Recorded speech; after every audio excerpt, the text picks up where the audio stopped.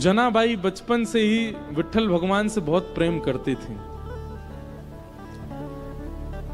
आषाढ़ की एकादशी पर पंढरपुर में इतनी भीड़ होती है, इतनी भीड़ होती है, जहां पर विट्ठल भगवान विराज रहे हैं, इतनी भीड़ होती है कि वहां लोग दर्शन करने मंदिर में अंदर नहीं जाते। ऐसा कहते हैं आषाढ़ की एकादशी को पंडरीनाथ भगवान ध्वजा में आ जाते हैं, तो मंदिर की ध्वजा का ही दर्शन करते हैं सब। मंदिर के अंदर तो सीमित लोग जाते हैं। आषाढ़ की एकादशी को जनाबाई अपने माता पिता के साथ पंढरपुर आ गए और उस भरे भीड़ में जनाबाई खो गई। स्वाभाविक रूप से क्या होता है कि जब व्यक्ति कहीं भीड़ में खो जाता है तो रोता है, लेकिन जनाबाई नाच रही थी। क्यों? जनाबाई नाच रही थी, आनंदित हो रही थी। बोले अच्छा हुआ, अब मैं इन संतों के पास ही रहूंगी, इन भक्तों के पास ही रहूंगी, पंढरपुर में ही रहूंगी, विट्ठल के पास ही रहूंगी। ऐसी जनाबाई। माता पिता बिछुड़ गए, जनाबाई दूर हो गई, छोटी सी थी। चंद्रभागा नदी है पंढरपुर में, वहां जाकर के जनाबाई बैठ गई। प्रयास किया पंडरीनाथ भगवान का दर्शन हो जाए, पर इतनी भीड़ कि 4 दिन तक जनाबाई को ठाकुर जी के दर्शन नहीं हुए।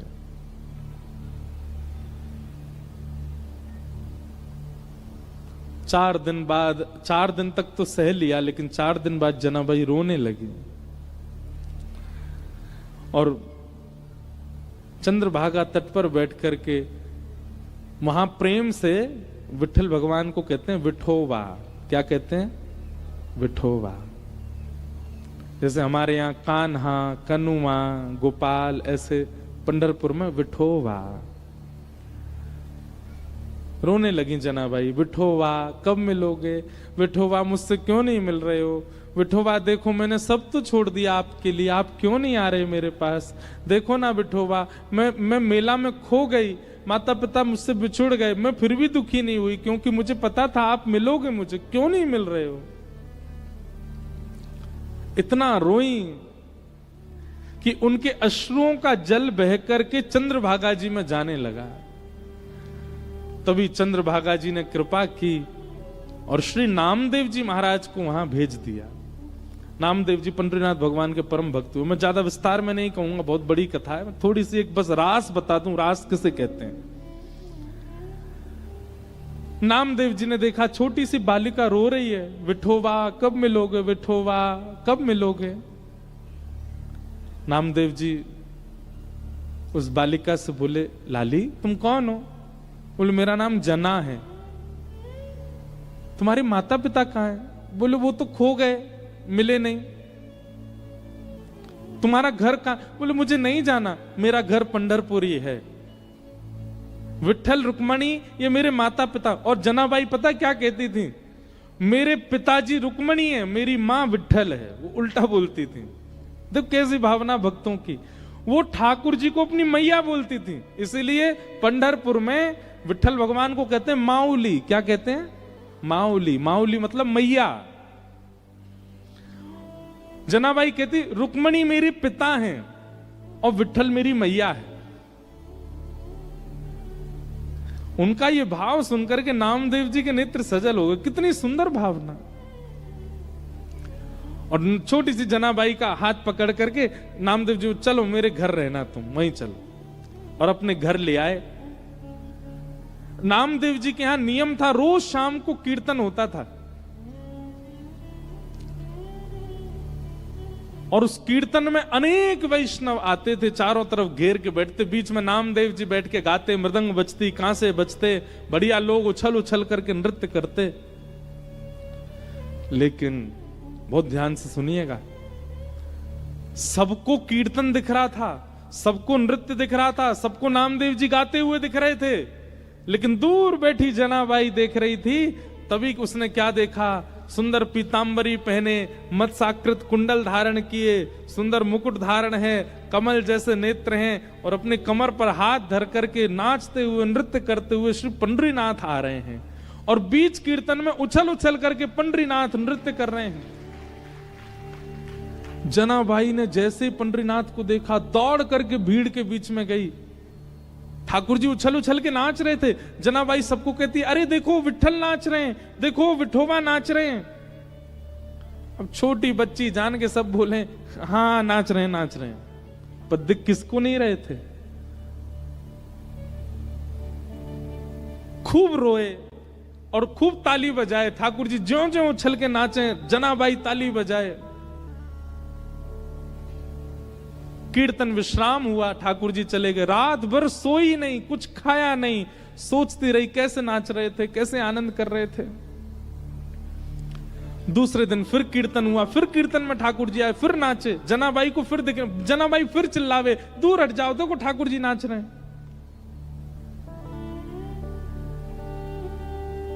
4 दिन 5 दिन रोज ठाकुर जी जनाबाई को दिखे। नामदेव जी जनाबाई से बोले, हे जना, तू मंदिर क्यों नहीं जाती दर्शन करने? तो जनाबाई कहती, मैं क्यों जाऊं, वो जाते हैं मंदिर, जिनको ठाकुर जी मंदिर में दिखते हैं, मुझे तो यहीं दिख जाते हैं। आप जब कीर्तन करते हो वो यहीं आते हैं, मैं तो यहीं देख लेती हूं उनको, मैं क्यों जाऊं मंदिर? नामदेव जी बोले, इस बालिका में कुछ तो है, इसको सच में दिखते हैं पंडरीनाथ। एकादशी का दिन आया। एकादशी को लाखों की तादाद में लोग जाते हैं वहां दर्शन करने। आज सुबह से इतनी भीड़ थी, जना बार बार सोच रही है, आज पंडरीनाथ पता नहीं आएंगे कि नहीं, आज इतनी भीड़ है, आज पता नहीं कीर्तन में आएंगे कि नहीं, इतने वैष्णव आए हैं, हो सकता है नहीं आवे। बहुत व्याकुल थी, घबराहट हो रही थी जना को। जैसे ही कीर्तन प्रारंभ किया नामदेव जी ने, बहुत देर हो गई ठाकुर जी नहीं आए। जना बोली, मुझे पता था आज नहीं आएंगे, बहुत भीड़ होगी। आज पहली बार जना ने मन बनाया, मैं मंदिर में जाके दर्शन कर आऊं, वो नहीं आ पाए तो मैं चली जाऊं। और जैसे ही जना अपने स्थान से खड़ी हुई, तभी क्या देखती है, कस्तूरी की सुगंधी आने लगी। जना ने नेत्र खोल के घुमा के देखा तो ठाकुर जी उछलते उछलते आ रहे थे, नृत्य करते हुए आ गए कीर्तन में और फिर से नृत्य करने लगे। जना इतनी प्रसन्न हो गई, मेरे लिए ठाकुर जी आ गए। लेकिन पहले जितना रो रही थी उससे अधिक रोने लगी। क्यों? बोले, आज एकादशी है, सुबेरे के भोर के 4 बजे ब्रह्म मुहूर्त से पंडरीनाथ खड़े रहे होंगे, इतने लोगों ने इनको प्रणाम किया होगा, ये बैठे भी नहीं होंगे। एकादशी के दिन ठाकुर जी का एक क्षण के लिए भी कपाट बंद नहीं होता, इतने भीड़ होती है कि खड़े ही रहते हैं ठाकुर जी दर्शन देने के लिए। जना बोली, आज ये इतने श्रमित हैं और श्रमित होने के बाद इतनी जोर जोर से यहां नाच रहे हैं, इनके पैरों में पीड़ा हो रही होगी। तो जनाबाई क्या करती, नामदेव जी धीमे कर दो गति कीर्तन की, क्यों आप जोर से गाओगे ठाकुर जी बहुत जोर से उछलते हैं, फिर आप गति धीमी कर दो, आप गति शांत कर दो। अब उनकी कौन सुने, वो तो छोटी बालिका। और तेज होने लगा, और तेज। जनाबाई तो बिखर गई, अरे धीमे करो कीर्तन, पंडरीनाथ को कष्ट हो रहा होगा। लेकिन छोटी बालिका मान करके सबने उठा के किनारे बैठा दिया, सब अपने कीर्तन में नाचने लगे। थोड़ी देर बाद जब कीर्तन विश्राम हुआ, आज जना की रुदन में हुंकरियां आने लगी, श्वास रुकने लगी बार बार, और बार बार हृदय पे हाथ रख के बोले, अरे कोई पुजारियों से जाके बोल दो कोई लेप लगा दें, कोई पुजारियों से जाके बोल दो अब मंदिर बंद कर दें, मेरे विठल को, मेरे विठोबा को बहुत पीड़ा हो रही होगी, कोई उनके चरण दबा देना, घी की मालिश कर देना। रोते रोते रोते रोते अर्धरात्रि हो गई, चिंता में आ गई, पता नहीं चरण दबाए होंगे कि नहीं। जनाबाई की इस विरह वेदना को ठाकुर जी सह नहीं पाए, और इतने में ही अर्धरात्रि में नामदेव जी के घर के आंगन में जहां जनाबाई बैठ के रो रही थी, ठाकुर जी प्रकट हो गए साक्षात। और प्रकट होकर के यही पंडरीनाथ, यही विठल भगवान जनाबाई के सामने खड़े हुए, और खड़े होकर फिर तुरंत बैठ गए, अपने दोनों पैर जनाबाई की गोद में दे दिए, ले रोए मत, दबा ले मेरे पैर, इतना रो रही है सुबह से। जनाबाई, रुको मैं घी वो भी लेके आया हूं, ले घी लगा पामन में, इत्र लेके वो भी लेके आया हूं अपने संग, अपने आप ही व्यवस्था लेके आए सारी। ठाकुर जी बोले, अब पाम दबा मेरे। और जनाबाई घी लगा रही है, उस पर इत्र लगा रही है, ठाकुर जी के कोमल कोमल चरणों को अपने हाथों से दबा रही है। लक्ष्मी जी कह रही है जो सौभाग्य मुझको नहीं है वो इस जना को प्राप्त हो रहा है। इसे कहते हैं रास। क्या कहते हैं? रास। ये रास है। रस और रास में ये अंतर है। जनाबाई बोली छोटी बच्ची है, उसको वेद स्तुति तो आती नहीं। आपने कुछ खाया? ठाकुर कल क्या खाया था आपने? ठाकुर जी बोले दाल चावल खाए, पूरन पोली खाई। अच्छा, परसों क्या खाया था? ठाकुर जी बोले दाल चावल खाए, पूरन पोली खाई। बोले रोज एक ही खाते हो आप? ठाकुर जी बोले मंदिरों में यही है, एक ही नियम है, वही बनता है, हर रोज वही पाते हैं हम, उसके अलावा। बोले आपका मन नहीं भरता इससे? बोले भर जाता है, पर क्या करें, ठीक है जैसे सब पवाएं, बढ़िया। तो जनाबाई बोली आपकी आज्ञा हो तो मैं बनाऊं कुछ अलग, कुछ नया आपको पवाऊं। ठाकुर जी बोले अर्धरात्रि को? बोले हाँ मैं बना दूंगी, मुझे अच्छा बनाना आता है। अब सोचो, ये चिंतन की बात है। आधी रात है, सब सो रहे हैं नामदेव जी के घर में, और चूल्हा उठा करके जनाबाई बीच में रख रही है। लकड़ी उठा के ठाकुर जी ला रहे हैं जलाने के लिए। ठाकुर जी लकड़ी लगा रहे हैं, जनाबाई कह रही है फूंकनी से फूंक मारो तो भलेगी वो। ठाकुर जी फूंक मार रहे हैं। मां पतीला रखा है, बिठोवा लेके आओ, तो ठाकुर जी लेके आए। जनाबाई धो रही है, दोनों मिलकर के प्रसादी बना रहे हैं। जनाबाई बैठ गई, छोटी छोटे हाथों से छोटी छोटी रोटी बना रही है, रोटी बना के रखती है। ठाकुर जी के लिए दाल बनाई, कढ़ी बनाई, जो नए नए कुछ सामग्री बनाई, परोस दी सामने। ठाकुर जी को पवाने लगे। इतने प्रेम से ठाकुर जी पाते। और जगह तो मना करते हैं, नहीं नहीं बस बस हो गया। ए जना तू थक तो नहीं गई? नहीं थकी, एक और बना दे, हाँ पवा दे। ऐसे जना के साथ आनंद करते ठाकुर। जनाबाई की स्थिति ऐसी हो गई थी, एक बार जब जनाबाई की उम्र हो गई, बड़ी हो गई जनाबाई, तो कबीर दास ने जनाबाई के बारे में सुना। बोले महाराष्ट्र में एक परम भक्ता है जनाबाई। तो कबीर दास दर्शन करने के लिए गए। तभी किसी से पूछा जनाबाई कहां? बोले आगे वाली गली में घर है उनका, मिल लीजिए। कबीर दास जैसे गए तो वहां पे महाराज भीड़ लगी थी, लड़ाई हो रही थी। दो माताएं एक दूसरे से लड़ रही थी। कबीर दास जी ने जाके पूछा भाई ये लड़ाई क्यों हो रही है? बोले अरे ये जो लड़ रही है ये इसका नाम है जनाबाई।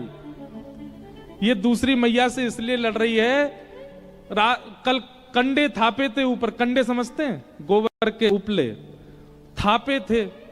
अब उनको निकाल के ले जाने में अभी जनाबाई कह रही है कि ये अपने कंडों के साथ मेरे कंडे भी ले गई है। अब लड़ाई इस बात की हो रही है कि वो सामने वाली कंडे दे रही है और जनाबाई कान से लगा करके फेंक देती है। बोले ये मेरा नहीं है, मेरा वाला दो। और बोले कंडे में भी मेरा तेरा क्या होता है? कबीरदास बोले कान से क्यों लगाती है? कबीरदास बोले ए जना सुनो, कंडे ही तो हैं गोबर के, कोई भी उठा ले, वो दे तो रही है सामने वाली, ले जाओ। बोले नहीं मेरे चाहिए। बोले तेरे उस पर कुछ लिखा है क्या? कुछ? बोले लिखा नहीं है। जिस कंडे को कान पे लगाने से विठोवा विठोवा विठोवा विठल विठल ध्वनि आने लगे, समझो वो मेरे हैं, बाकी सारे इसके। कबीरदास बैठ गए वहां पर। बोले भैया किसी के मुख से नाम निकलता है, किसी के रों से नाम निकलते, पर इनके स्पर्श से जड़ वस्तु में से नाम निकलता है। कबीरदास स्वयं बीनने लगे, कंडा उठा, नहीं नहीं ये जना का नहीं है, फेंको। ए जना देखिए तेरा, इसमें से विठोवा आ रहा है। कबीरदास बीन के लाए। ऐसी जनाबाई। तो रास का मतलब क्या है? आपकी प्रेम लक्षणा भक्ति से प्रसन्न होकर के ठाकुर जी आपके लिए सहज हो जाएं, वो रास है। हम सब कथा किस लिए सुन रहे हैं? हम सब नाम जप क्यों कर रहे हैं? हम सब सारी स्थितियों में क्यों हैं? ताकि कभी हमको रास का अनुभव हो। भगवान ने सब गोपियों को आश्वासन दिया कि हम शरद पूर्णिमा की रात्रि पर आपके साथ रास करेंगे। आज शरद पूर्णिमा की रात्रि प्रकट हुई, सब गोपियां विचलित हो गईं। आज तो ठाकुर जी ने हमको बुलाया था, तभी ठाकुर जी ने अधर पर वेणु रख करके जैसे रव करना प्रारंभ किया, वो ध्वनि गोपियों के कानों में स्वर के रूप में नहीं जा रही है, शब्द के रूप में जा रही है। चल गोपी जल्दी कर, कन्हैया तेरी बाट निहार रहे हैं। बंधुओं, ये गोपियां कौन हैं? ये कोई स्त्रियां नहीं है, ये युगों से कृष्ण प्राप्ति के लिए भजन कर रहे सब ऋषि महर्षि हैं। द्वापर में राम जी की इच्छा से गोपी बन के आए हैं, अब वो इच्छा क्रम बड़ा, ये सब गोपी बन के आए। ये सब गोपियां युगों युगों से तपस्या कर रही हैं ठाकुर जी की प्राप्ति के लिए। आज ये सब गोपियां जैसे ही वेणु रव सुनती हैं, दौड़ी हैं अपने घरों से ठाकुर जी से मिलन के लिए।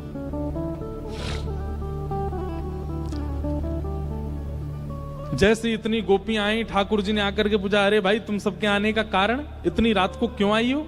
चलो अपने अपने घर को लौट जाओ। गोपियां नहीं लौटी, बल्कि ठाकुर जी को हम क्यों आई हैं इसका प्रमाण देने लगी। इसको प्रणय गीत कहते हैं, बहुत सुंदर है। उन्होंने प्रणय गीत गाया। इस प्रणय गीत के भाव से ठाकुर जी रीझ गए और गोपियों के संग रास करने लगे। रास का मतलब एक एक गोपी को ठाकुर जी ऐसे मिल रहे हैं जैसे उसको कितने दिनों से जानते हैं।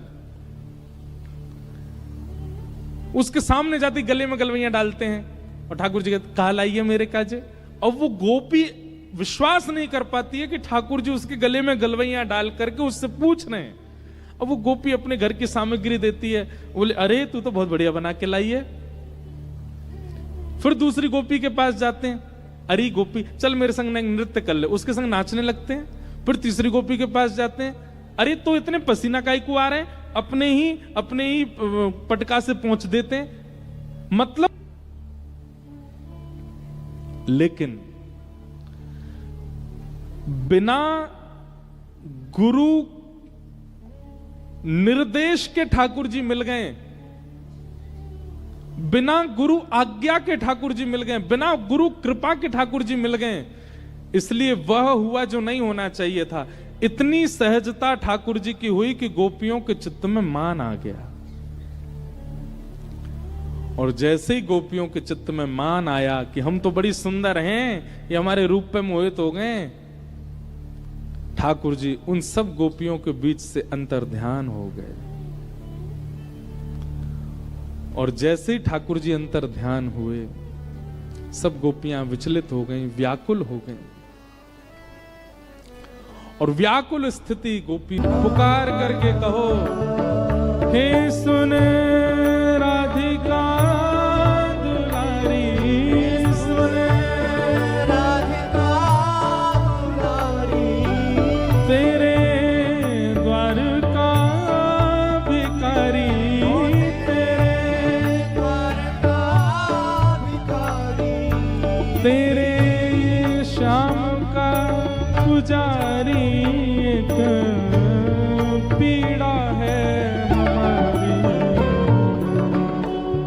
श्याम ना मिला हमें, श्याम ना मिला हमें, श्याम ना मिला हमें, श्याम ना मिला हो हमें, श्याम ना मिला हमें, श्याम ना मिला हमें, श्याम ना श्याम ना मिला।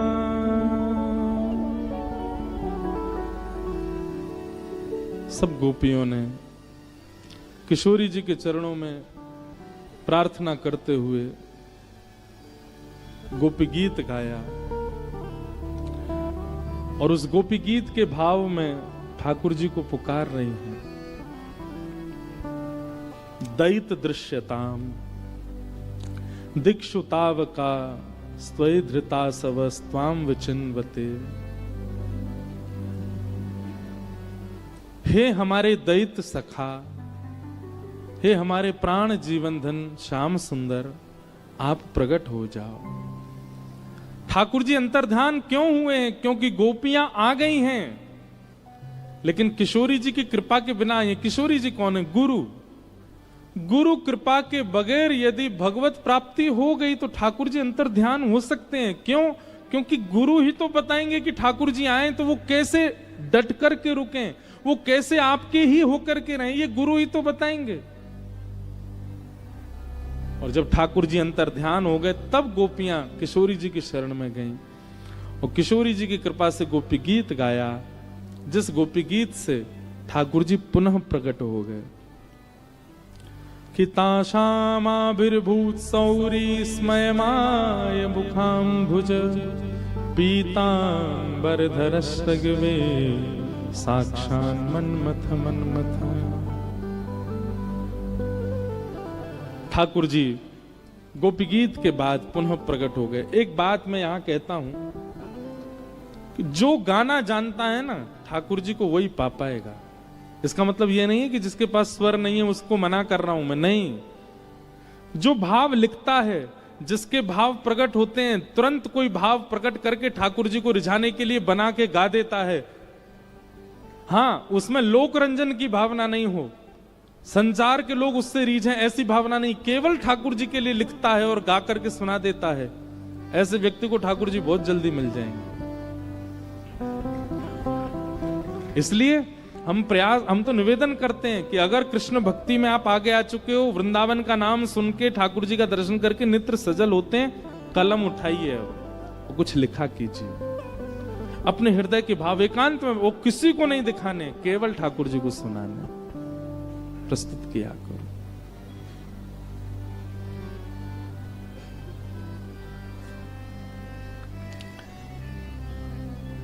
गोपियों के बीच ठाकुर जी प्रकट हो गए और अब की बार भगवान प्रकट जैसे हुए, गोपियों ने हाथ पांव सब पकड़ लिए, बोले अब नहीं जाने देंगे। भगवान बोले हम नहीं जा रहे, आप सबको मान हुआ था इसलिए गए थे, अब आप मान रहित हो गई हैं, अब हम आपके संगी रहेंगे और हम एक कृष्ण अनेक गोपी नहीं रहेंगे, अब हम अनेक रूप धारण कर लेंगे।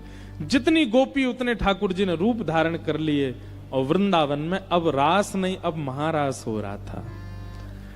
एक एक गोपी के लिए ठाकुर जी प्रकट हो गए, महारास हुआ।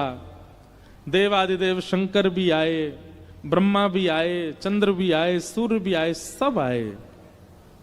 और पूरे वृंदावन में यमुना के तट पर रास बिहार हुआ।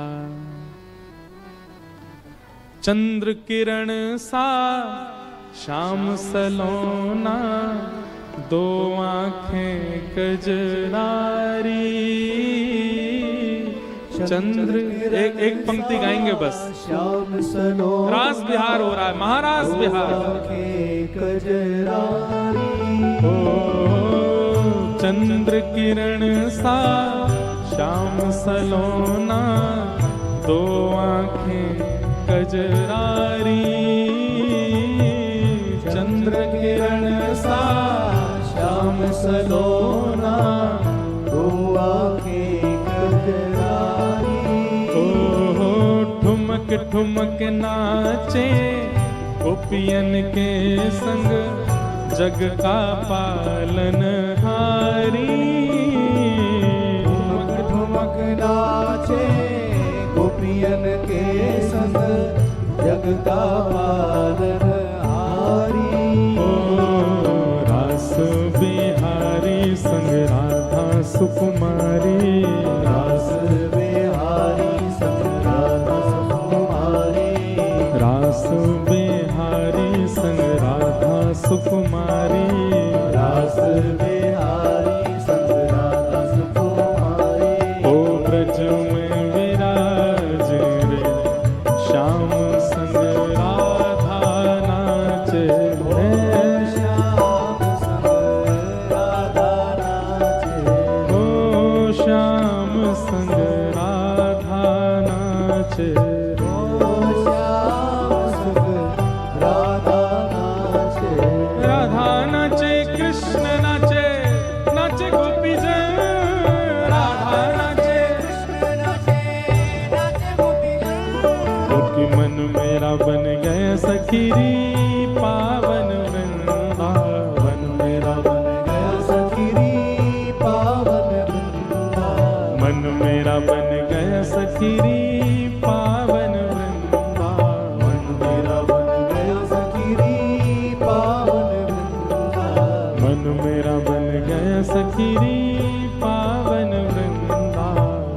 मेरा बन गया सखीरी पावन ओ मन मेरा बन गया सखीरी पावन वृंदावन। मन मेरा बन गया सखीरी पावन